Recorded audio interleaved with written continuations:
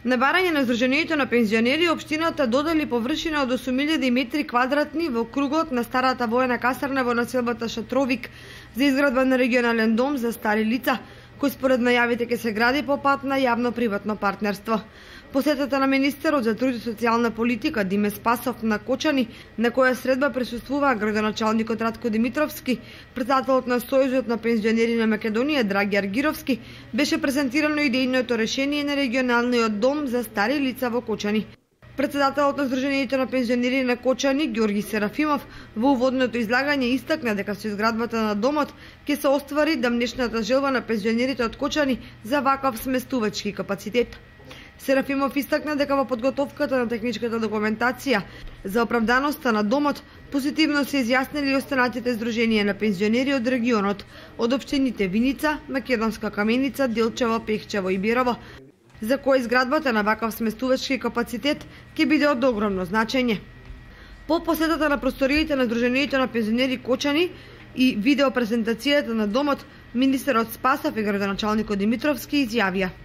Како што ни информира, веќе општината има обезбедено соодветна локација, изработена исто така и проектна документација за изградба на регионален дом за стари лица. Како што разговаравме, се договоривме да биде објавен јавен повик за пројавување на интерес за изнаоѓање на приватен инвеститор на кој што ќе му се даде оваа локација со јавно-приватно партнерство или пак со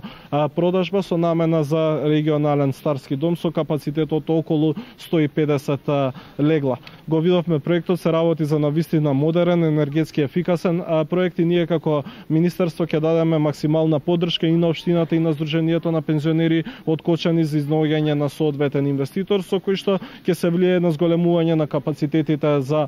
старски домови и на отварање на една навистина сериозна институција токму во Кочани. Општината обезбеди детален урбанистички план каде што заеднички со Сдруженијето на пензионери изработивме комплетно документација по сите европски теркови на македонски и на англиски јазик,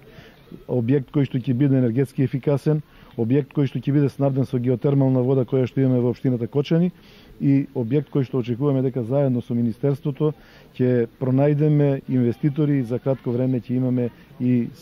такви сместувачки капацитети за нашите највозрасни сограѓани. Домот за стари лица, односно пензионерскиот дом во Кочани, според најавите ќе се гради по пат на јавно-приватно партнерство, зашто Сдруженијето на пензионери на Кочани и општина Кочани ќе треба да донесат одлуки за објавување на јавен повик за прејавување на стратешки инвеститор.